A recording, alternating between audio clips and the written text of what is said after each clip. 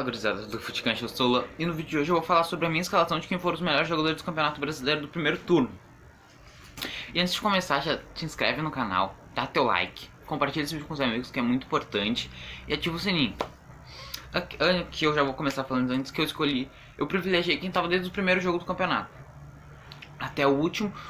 Então alguns jogadores vai ficar fora, tipo eu não botei o Neneca do Flamengo, o Natan, jogadores que jogaram tipo uns 8, 7 jogos assim, eu não botei, privilegiei quem estava desde o primeiro jogo. E eu escalei o time num 4-4-2 e vamos pro vídeo. Abri o meu gol, eu vou com o Marcelo Lomba. Acho que muitos vão escolher o João Paulo. Vi muita gente falando que o João Paulo era o melhor goleiro desse Brasileirão. Mas eu vou escolher o Lomba por um simples motivo. O Inter tá na liderança do campeonato até o momento, certo que com jogos a mais que alguns times, sim. Mas o Lomba, ele tá fazendo um milagre com o Inter só tá na liderança por causa do Lomba. No jogo do Inter é certo que vai ter isso. O Inter vai sofrer no finalzinho do jogo, vai morrer e o Lomba vai ter que fazer milagre. Isso é quase certo em todos os jogos do Inter. E ele, o filme do Lomba eu espero por um milagre, porque todo jogo ele vai fazer um milagre. E não é todo, mas ele vai ter que fazer. Não é certo que ele vai conseguir, mas ele vai ter que fazer, porque senão o Inter morre e deixa tudo nas mãos do Lomba. E o Lomba salva muito. Teve uma defesa contra o Atlético Paranaense que foi incrível, que ele tirou a bola quase dentro do gol. Contra o São Paulo, todo o jogo o Lomba vai fazer um milagre. E ele faz, ele consegue fazer esses milagres. Por isso que eu vou escolher ele no meu gol. Defesa, na minha linha defensiva, eu falei que ia privilegiar os que jogaram todos os campeonatos, todos os jogos. Mas eu vou juntar dois que dá pra formar um. Na minha lateral direita, eu queria botar o Renan Sarabia, porque ele tava jogando muita bola pelo Inter. Não, ele fazia um box-to-box que falam que é de área a área. Ele fazia isso muito bem. Ele chegava na bola, ele chegava na linha de fundo, cruzava e ele já voltava pra marcar. Isso era muito bom dele. Só que ele acabou rompendo o ligamento do joelho no jogo contra a América de Cali e vai ficar fora até o final do campeonato. E pra substituir ele, digamos assim, eu botei o Isla, que também chegou, não tá jogando desde o começo do campeonato, mas é um excelente jogador o Isla. Quando o Rafinha saiu pro Olympiacos, o Flamengo foi atrás dele rápido e conseguiu contratar ele, e ele tá respondendo às expectativas, tá jogando muita bola o Isla. E por isso que eu vou colocar ele na minha lateral direita. Já na zaga eu escolhi o Júnior Alonso do Atlético Mineiro. Vou confessar que não vi muitos jogos dele, mas em desarmes ele é o zagueiro que mais desarmou nesse campeonato. Por isso que eu escolhi ele. Eu sei que ele é muito bom na bola aérea defensiva, na bola aérea ofensiva, que é nos escanteios, que ele cabeceia pro gol. Ele é muito bom nas bolas aéreas e é muito limpo o zagueiro. Ele chega certinho, rasteiro, ele é muito bom zagueiro. Pra botar junto com ele na zaga, eu vou botar o Nino do Fluminense, porque a campanha que o Fluminense tá fazendo é muito boa e o Nino não tava jogando muito bem. Mas o jogo ele foi se adaptando e foi começando a jogar muito bem. E é um jogador muito importante no time do Fluminense. Por isso que eu vou botar ele na zaga. E na lateral esquerda, que pra mim é um dos laterais esquerdos que eu mais gosto, que é o Guilherme Arana. Voltei. O Guilherme Arana é um dos laterais esquerdos que eu mais gosto do futebol brasileiro. Porque ele é um lateral que ataca muito bem. E eu gosto muito de lateral que ataca. E o Guilherme Arana faz isso muito bem. Ele não foi tão bem na Europa, claro. Mas o campeonato de 2017 que ele fez com o Corinthians foi campeão. Foi um excepcional campeonato dele. Gostei muito dele. Sendo muito ofensivo no ataque, sendo muito agudo. É um jogador que eu gosto muito dele. Eu vi uma entrevista dele que ele não se deu muito bem na Europa porque ele não podia atacar. E atacar era a melhor coisa que ele fazia no Corinthians e tá fazendo no futebol brasileiro. Que agora no Galo. Achei a excelente contratação do Galo. E tá dando muita resposta. E na minha opinião foi o melhor lateral esquerdo desse campeonato. Desse primeiro turno, claro. Ainda tem mais 28 rodadas pra ele jogar. E agora eu vou pros meias. Abri o meu meio campo com Edenilson, Super Ed, conhecido como time do Inter como Super Ed. Tava antes, eu vi uma negociação para ele pro futebol da Arábia no Al Ittihad, que queria contratar ele. Quando ele veio essa proposta, ele ficou meio balançou um pouco para ir para aquele time e tava jogando mal. Quanto aquele tempo que ele passou em negociação, ele tava jogando mal. Muitos falavam que ele tava com a cabeça na Arábia, mas ele tava jogando mal. Recuperou o futebol no Grenal, daí do Grenal só foi aumentando seu bom futebol e O Edenilson é um jogador que também ele é muito bom, porque ele faz o box to box, ele é o motorzinho do time do Inter. Ele corre o campo todo do Inter, corre, corre, corre. E ele é muito, ele não, ele, lá na, e nos 90 minutos finais assim, 45 para acabar o jogo, ele tem aquele gás final. Ele puxa, pega a bola lá do campo de defesa, de campo de defesa, corre pela lateral até o final e consegue ajudar o time, porque ele é um jogador de uma válvula de escape do time do Inter que é muito bom. E ele joga os 90 minutos, quase sempre joga os 90 minutos e correndo 100% nos 90 minutos. Por isso que ele é um jogador tão bom e todo time precisa de um jogador assim. O outro meio de campo é o Everton Ribeiro. Não tem como não botar o Everton Ribeiro em qualquer time, em qualquer escalação. Na minha opinião, o Everton Ribeiro no, no, no Flamengo do ano passado, que tinha Gabigol, Bruno Henrique, ele era o melhor jogador. Porque eu gosto muito de um jogador que ele privilegia os companheiros dele, dando passe, dando assistência, do que ele fazer o gol. E o Everton Ribeiro é muito isso. Ele prefere dar um passe do que fazer um gol. Eu gosto muito disso também, deve ser por isso que eu gosto tanto dele. E o Everton Ribeiro é um jogador que joga de terno, cara. O cara, ele quase não corre. Ele dita o ritmo do jogo. Por isso que eu gosto tanto dele. E foi diversas convocações, capitão. O Everton Ribeiro é literalmente um craque do Flamengo.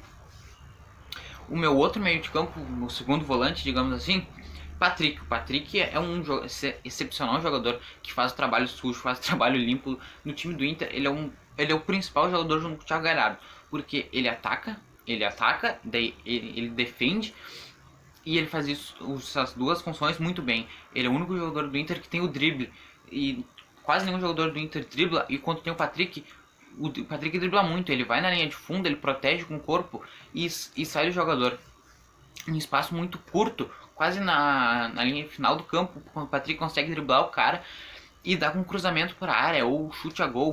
O Patrick é muito bom porque ele tem o drible, e ele tem a velocidade e ele tem a marcação. Três coisas fundamentais para um jogador cintilado. O Patrick tem e faz isso muito bem.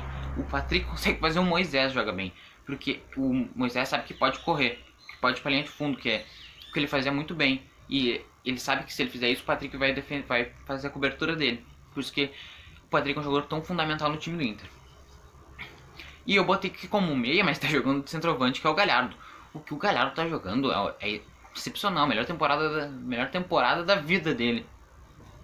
Falei bastante dele no jogo, no vídeo de quem era o craque do Brasileirão, eu falei bastante dele. Porque ele realmente é o craque do Brasileirão. O cara com mais gols, o cara com mais assistências, o cara que é em primeiro em finalizações criadas, em menos finalizações para fazer gol, é o Galhardo. E o momento dele é muito iluminado, por isso que ele tá indo tão bem. E também o Galhardo, só pra falar aqui pra vocês que o Galhardo começou vindo, quando ele veio pro Inter, ele foi muito criticado e ele veio pra ser reserva.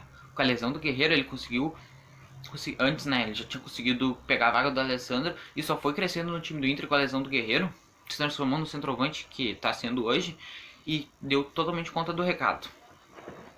E agora eu vou falar dos atacantes. Bom, eu vou abrir o meu ataque com o Pedro, que com a lesão do Gabigol, ele pegou a titularidade e agarrou muito bem essa chance que ele teve com o Domenech. Antes já da lesão do Gabigol, ele estava vindo muito bem, estava fazendo gols. E com a lesão do Gabigol, ele só pegou a vaga e sabia que podia ficar tranquilo. Podia não fazer gol que ele não ia sair. Mas ele foi lá e tá fazendo muito gol. Tá fazendo muito gol e tá sendo muito importante no time do Flamengo. É um jogador que ele é muito bom na bola aérea. Ele é um bom pivô, ele consegue fazer a parede, porque ele é um jogador muito forte, muito alto. Consegue fazer bem a parede e ainda é um baita no finalizador. Muito difícil dele perder um gol na cara, assim. Um gol de cabeça é muito difícil. Ele é um atacante que cheira gol. Ele faz gol de tudo que é jeito. Foi muito, muito bem no Fluminense. Não tinha sido tão bem na Fiorentina, se não me engano, do time que ele estava. Não foi tão bem na Europa, como muitos jogadores dessa lista não foram bem na Europa, mas voltaram no Brasil, estão arrebentando. E o Pedro é só mais uma prova disso. Que não foi bem na Europa, mas no Brasil joga muita bola. E o parceiro do Pedro, é claro que é o Di Marinho. Marinho jogando muita, muita bola no Santos. O Marinho, quando ele voltou da China, voltou no Grêmio, ele estava muito mal. Muito, muito, muito mal. se o Marinho tivesse uma chance embaixo do gol, por onde ele perderia. E a torcida do Grêmio não ia ficar surpresa, porque o Marinho tava jogando muito mal. Mas com o Sampaoli fez ele voltar ao futebol o bom dele que ele tinha no Vitória. E ele tava jogando muita bola. Junto com o Sampaoli também. O Sampaoli recuperou o Sacha e o Soteldo venezuelano. E essa trinca de ataque do Santos tava jogando muito bem. Daí um saiu, o machucou, o outro foi pra seleção. E o único que continuou lá jogando muito bem é o Marinho, que pegou toda a responsabilidade que tinha que dividir entre os três do ataque. O Marinho pegou só pra ele e falou: deixa comigo que eu faço os gols aqui. E recuperou muito o futebol do Santos, que o Santos não tava bem, tava sofrendo que não tinha dinheiro. Daí o Marinho continuou jogando, muitos pediram pra sair, o Marinho ficou e tá jogando muita bola, recuperou totalmente o futebol do Santos e o seu próprio futebol. E acredito que o Marinho é um dos principais jogadores do Santos no ano, mesmo que tenha sofrido críticas e muito peso dos torcedores quanto no Paulista, que estava jogando mal. Nesse Brasileirão, não. Ele tá jogando muita bola e é o principal jogador do Santos. E agora eu vou falar o técnico. Sincero com vocês, eu não ia falar o técnico, porque o técnico, acho que eu vou ser muito contestado por falar ele. Mas vão falar, foi o Kudê, que com o time do Inter conseguiu estar em primeiro. Foi o Domenech, porque estrangeiro, não conhece o futebol brasileiro. O Sampaoli, que fez um bom trabalho com o Galo. Mas não, na minha opinião, nenhum desses técnicos se compara, porque com um elenco curto que tem, um elenco não tão bom como o que tem, conseguiu fazer milagre com esse time. Que esse time pra mim talvez não classifique entre os 10 assim da primeira página, mas tá lá brigando bem, que é o Papito Odair Hellmann. O Odair, que fez um excelente trabalho com o Internacional do ano passado, do ano passado, conseguindo chegar na final da Copa do Brasil, uma excepcional Copa do Brasil, passando por Cruzeiro com 4-0 no agregado, passando do... Quem mais que passou? Passou do Palmeiras, um jogo épico contra o Palmeiras, um jogo muito pegado. E o Papito, ele era criticado por retrancar o time, por se defender, por jogar com não sei quantos volantes. E chegou o Kudê e faz a mesma coisa, só que o Kudê não é tão criticado quanto o Papito era. E o Odair, eu gosto muito do trabalho dele, porque eu sempre apoiei o Papito, sempre gostei do estilo de jogo dele. Achava que ele mudava muito errado no segundo tempo, nas substituições ele substituía errado. Mas no Fluminense, ele tá virando um treinador melhor que ele era no Inter. Com o time do Fluminense, que é um time com elenco curto, um elenco com jogadores não tão bons, com jogadores muito velhos e muito jovens, ele tá conseguindo fazer uma mesclagem muito boa. O Nenê é o principal jogador do Fluminense. O Nenê foi pro Fluminense jogando muito mal. O Papito conseguiu recuperar ele. O Papito, ele tá jogando com muitos guris jovens e tá conseguindo fazer os guris jogar muito bem. Por isso que o Papito, o Odair, o trabalho que ele tá fazendo e tá conseguindo ficar entre brigar com os três lá do Atlético Mineiro, Inter e coisa no G4, passando por Palmeiras, São Paulo, tudo bem que tem jogos a menos, mas o Papito tá na frente. E o Fluminense tá na frente e por muito trabalho dele. E com as experiências que ele teve no Inter com Aguirre, com muitos treinadores que ele era auxiliar, e próprio na seleção com o André Jardim, se não me engano era o técnico, ele recuperou o futebol do Fluminense e conseguiu botar para brigar lá entre o G4. E essa foi a minha seleção. Deixa no comentário a seleção que vocês gostariam de ver. Se inscreve no canal, ativa o sininho, compartilha esse vídeo com os amigos, que é muito importante pra gente, pro canal crescer. E falou. É os guris.